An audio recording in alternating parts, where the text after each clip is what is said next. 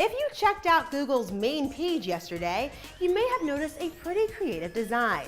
Well, believe it or not, it was drawn by 16-year-old student Akila Johnson, the winner of the Google for Doodle contest. Her design, called My Afrocentric Google, was featured on the homepage all day. Now, if you are someone who likes to draw like the Google for Doodle winner, you may be able to make your hobby your career.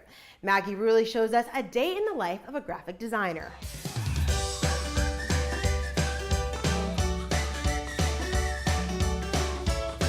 If your textbooks are filled with more doodles than notes, this job is definitely for you. These designs are seen online 3.5 billion times per day, every time you Google something. Now we'll meet the team behind it all at Google Doodle.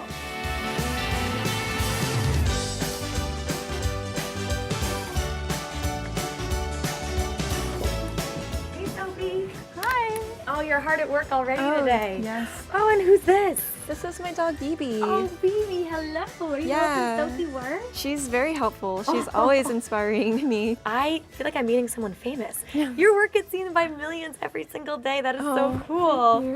So break it down for me what a graphic designer does. Graphic designer can do a whole bunch of things. Like they can design apps for your phone, or they can design websites or posters or book covers. Everything that you see in your life has probably been touched by a graphic designer in some way.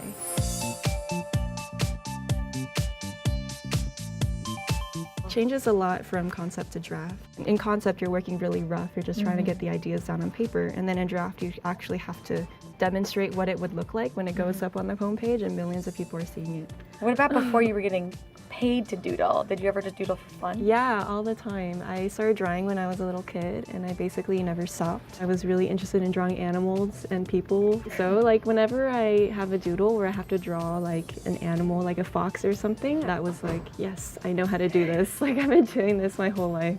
Is that important to you as a graphic designer, that your work is shown to people and then sort of teaches them something or makes them feel something? Yeah, I think that's the entire point of the work.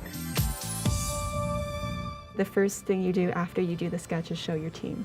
And then your team will say like, oh yeah, that looks good. Or they'll be like, no, I don't really understand what's going on. And then it's back to the drawing board if that happens. We usually start with a brainstorm meeting, and we're actually about to have one right now if you want to join us. Oh, cool. Yeah, let's check it out.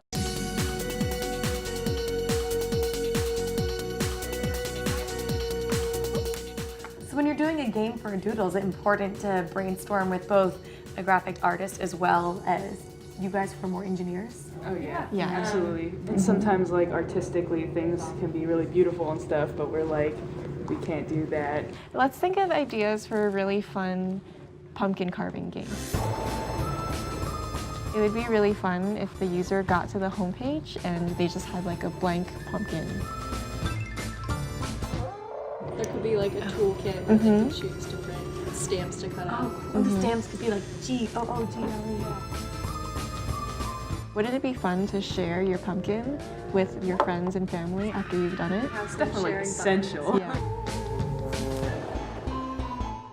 So if a young person wants to start practicing their doodles, what can they do? We actually have like a really good opportunity for that for students K through 12. It's called Doodle for Google, and you basically enter this contest where you get to design your own doodle, and if you win, your doodle goes up on the homepage for everyone to see.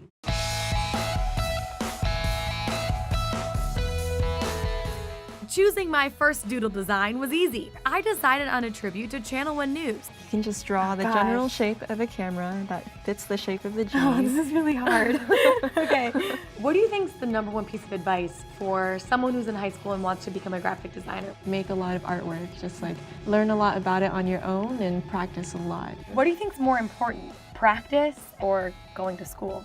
Practice on your own is like the most important thing, but going to school is really important. You're surrounded by all these people who are really interested in the same thing as you, and it's a really inspiring place to be. That's pretty good. Let's do something like this. Sophie, you're so talented. Can we look at the difference between my letters and Sophie's letter? Everyone, this is my on-the-job Google homepage doodle. What do you think? Would you hire me? Yeah? Step aside, Sophie. Hands down, the best doodle that has been produced today. Maggie Rulli, Channel 1 News.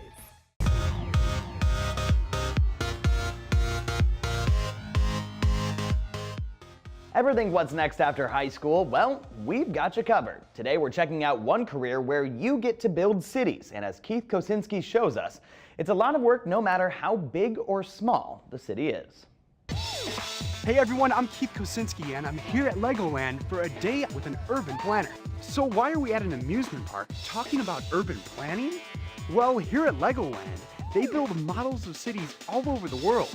And just like the real cities, they use experts to plan them out, just a lot smaller.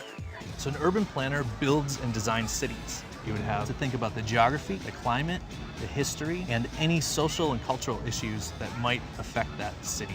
Try to make it a better place for people to live and try to plan ahead for the future.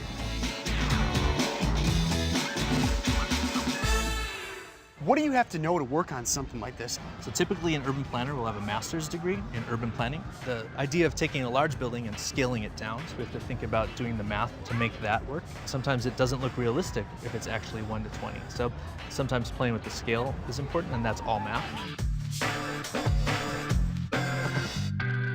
I can't even imagine building something like this. Can I show you where we work and you get to see? Yeah, let's do it.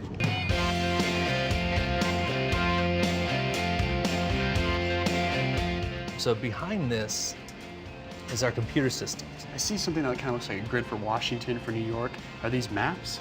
These are maps of the cities, and you can see there's tiny lights, just like in the real world. The maps tell us when things are working properly. So just like stoplights in a city, just like a subway system in a city, you'll want to know if it's functioning. This is how we can tell something's working properly outside.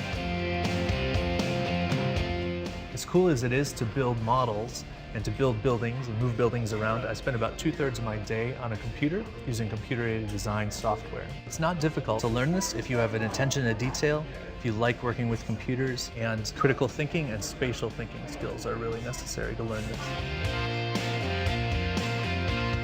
Who helps you and who do you interact with as an urban planner? So there are electricians, there's people that are on site to make sure everything's functioning smoothly, there's builders. So once we've created a design like this, it's time to start building. I have this structure that I need to build in twice as large, which means twice the scale. So we've got it twice as wide, but now we need it twice as tall. Twice the width, twice the length, twice the height. Looks pretty good. We did it. Nice job. Awesome. On the wall back here is Shaquille O'Neal, number 34. Shaq. So it goes from planning to building, and then After that point, we can put it outside in the park, just according to the diagrams and designs that Ryan's made over here. This is the Lego Star Wars Miniland Death Star model display. And it tells a story, just like all the other models tell stories. what do you say to all the kids who want to do what you do? What it really is about is storytelling. So if you want to be a planner, whether that's Lego models or city planning, you need to learn how to write so that you have a good idea of where to take the city in the future, whether that's Lego or in reality.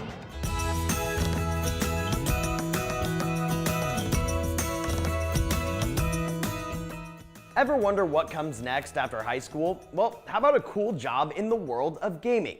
Scott Evans is back to tell us what it takes to become a software engineer. Take a look. It may look like there's not a ton of work being done here, but that's actually not the case. Today, we're here at Muse Games, the minds behind Guns of Icarus. And it takes a lot of people and a little bit of magic to make it happen. And today, we're gonna figure out just how it does. Howard, how's it going, man? What's up, man? Good to see you. Good to see you. To see you too. It's awesome. I've never been in an actual game hub before. What we do making games is to blend a number of elements together. That's design, art, and programming, which is software engineering. Everyone looks like they're so intensely working. Like all you hear is like the click, click, click, click, click, click, click, click.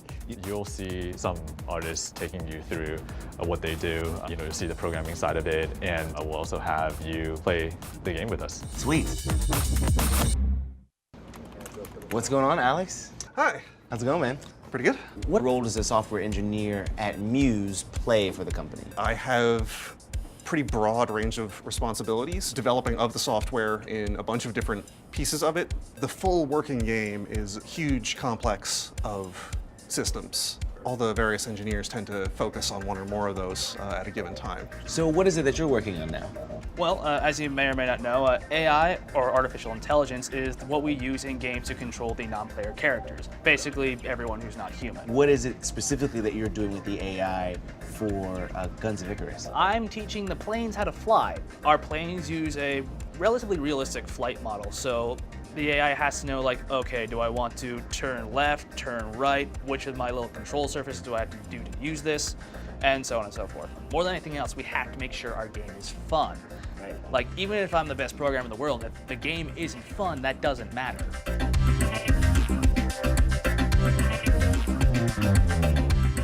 Is there a piece of advice you would give a young person that maybe you wish you had when you were their age? If you want to get into software development, find some developer that you like. Like if you're looking for a game developer in particular, a lot of them write blog posts or make videos, talk about what they do.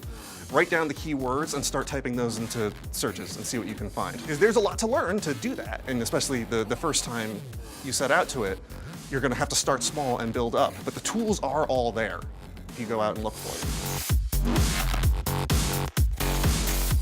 When you go and start applying to schools or you start applying to jobs, saying, hey, I made this little game, and being able to show that to people is a fantastic way to show your passion, your interest, your skill. All right, Howard, there is a lot going on here, and I think I'm ready to play the game in order to, get a feel for it. So what do you say? Yeah, sounds great. Okay. We got a match set up, so sweet. Hop on and play. Yep. Oh, yeah, okay. I was definitely surprised by the kind of day-to-day actions of a software engineer. I had no idea that it was more than really like going through lines of code. That's just a part of what they do. It's really about problem solving. It's really about putting these different pieces of a puzzle together to solve this bigger picture. Hey guys, Tom Hansen here. Thanks for dropping by our YouTube channel. And if you found that video cool, you can find more cool content by clicking the button over here. And also, while you're at it, you should subscribe to us on YouTube. Do it.